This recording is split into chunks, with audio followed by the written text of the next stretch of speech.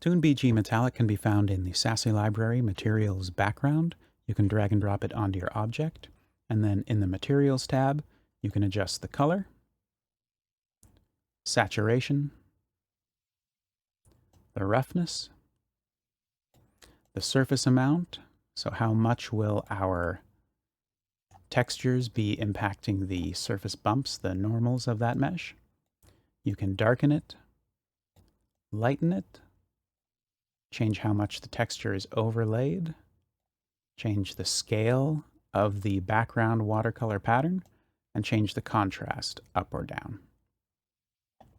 You can go into the shader editor if you want to make any changes. Inside that group, you can see we've got our regular glossy metallic shader with ambient occlusion and lots of other layers of gradation to make that color more subtle, or make the balance between colors more subtle. So we will go back to a whiter color and turn on our colored lights, because just like the others, it is sensitive to colored light. We've got green, blue, and red. And that is the Toon BG Metallic.